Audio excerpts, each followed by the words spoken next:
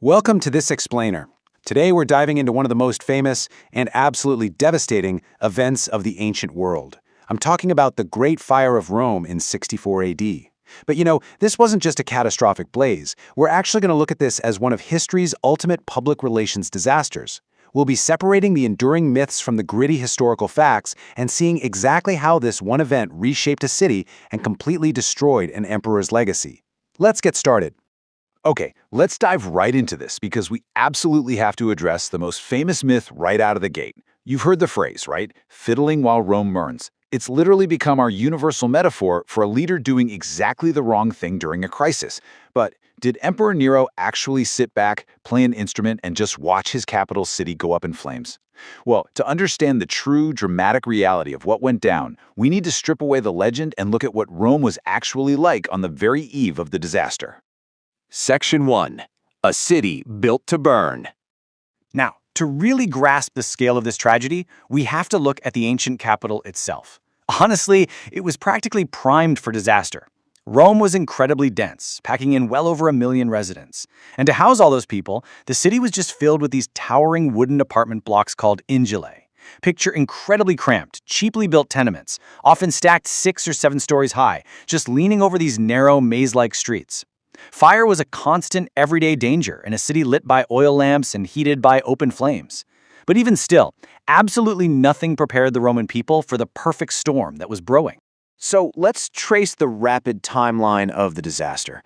On the night of July 18th, a spark ignited among some shops selling highly flammable goods, right near the massive chariot racing stadium, the Circus Maximus. Fanned by dry summer winds, the fire moved through those tangled wooden slums almost like a living thing. Within mere hours, it leaped across narrow alleys, climbed up wooden balconies, and trapped residents. It vastly outpaced any of Rome's limited firefighting capabilities. For 6 devastating days, the blaze just raged totally out of control, literally blotting out the sun with thick smoke before it was finally put out. The aftermath was just staggering. An astonishing 3 out of Rome's 14 administrative districts were utterly destroyed. Wiped completely off the map. Only 4 escaped undamaged, with the rest suffering severe destruction. And the human and infrastructural cost? It's really hard to fully quantify. Thousands of people died. Some were trapped in collapsing buildings, others suffocated by the smoke, or were just tragically crushed in the sheer chaos of the panicked crowds. Section 2. The fiddle that never was. So, with the city in ruins, dangerous rumors started flying almost immediately. The big question: where was Emperor Nero, and what was he doing during the blaze? Remember that whole fiddle myth we talked about earlier? Yeah, it's historically impossible. The violin wouldn't even be invented for another 15 centuries. No way he was playing a fiddle. Now, some ancient historians did claim he watched from a tower and sang a theatrical song about the destruction of Troy, kind of comparing the current tragedy to the ancient legend. But actually, even this account is highly disputed. It was very likely just a political exaggeration dreamed up by writers who really hated him.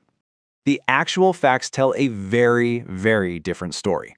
When the fire broke out, Nero wasn't even in Rome. He was chilling at his villa in Antium, which is about 30 miles away. Ancient sources actually agree that the second he heard the news, Nero rushed back to the city and personally took charge of the situation. He organized massive relief operations. He even threw open his own private gardens and public buildings to house the displaced, homeless citizens. This historical reality directly contradicts that later reputation of him being this callous, uncaring monster. Section 3. Rebuilding and the Golden House. So, you're probably wondering, if he led all these relief efforts, how on earth did his reputation completely collapse? Well, his response was this really tragic duality. On one hand, Nero implemented genuinely practical reforms. He mandated much safer building codes. We're talking wider streets, height restrictions, the use of fire-resistant materials, and way better public water access. He legitimately made the city safer. But at the exact same time, he embarked on this staggeringly tone-deaf vanity project, the Domus Aurea, or the Golden House. Nero seized a vast stretch of prime real estate that the fire had, conveniently cleared of slums, and he built himself this massively extravagant private palace, complete with golden ceilings and an enormous artificial lake. You can imagine how that went over. To the poor citizens who had literally just lost their families and homes, seeing this opulent palace rise right out of their own ashes was an insult they just couldn't ignore. Check out this anonymous graffiti that started appearing all over the city. Rome will become a single house, flee to a neighboring town. It perfectly captures the public's bitter, bitter satire.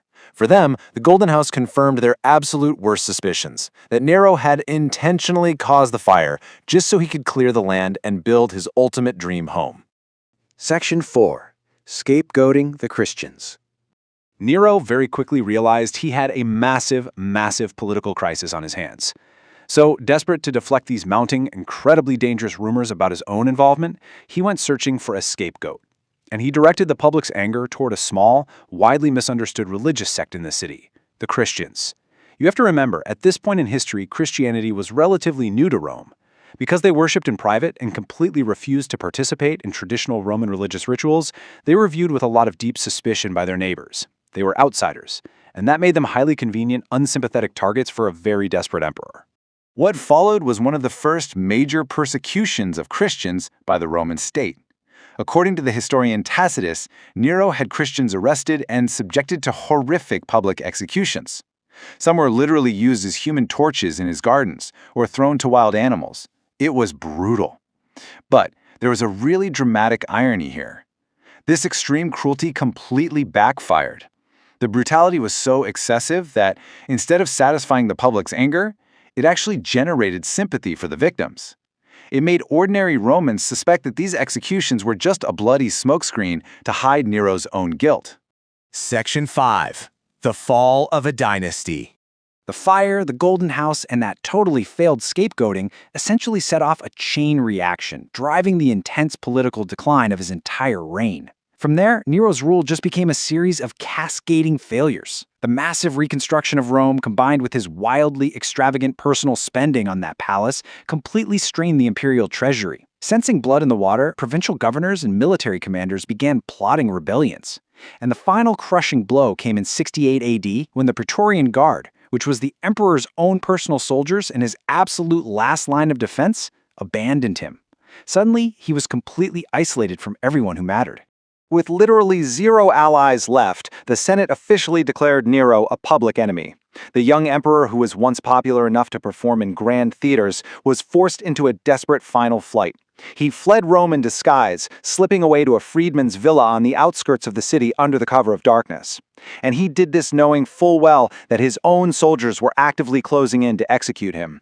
When he realized that escape was completely impossible and that the soldiers were literally at the door, Nero chose not to face the humiliation of a public execution. On June 9, 68 AD, he took his own life. His reported final words were, "Qualis artifex perio," which translates to, "What an artist dies in me." It's kind of crazy, right? Even at the very, very end, his entire focus was on his theatrical persona. His death created a massive power vacuum, effectively plunging Rome right into a brutal year of civil war. That suicide was deeply, deeply consequential. It permanently ended the Julio-Claudian Dynasty. That's the bloodline of Augustus that had ruled the Roman Empire since its very inception. And, well, because history is invariably written by the victors, Nero's legacy was left entirely in the hands of his political enemies. Later historians had every reason in the world to craft a narrative that made him look as monstrous and incompetent as humanly possible, just to justify the new regimes that followed. Which leaves us with this final, really provocative thought. Was Emperor Nero truly a monster who gleefully watched his city burn? Or was he a tragically tone-deaf leader whose story was permanently hijacked by his enemies? The Great Fire of Rome destroyed physical buildings, sure, but it also shows us exactly how quickly a crisis can incinerate a reputation. Thank you so much for joining this explainer. I hope diving into this helped bring the true anatomy of this ancient scandal to life and encourages you to always look a little closer and question the enduring myths of history.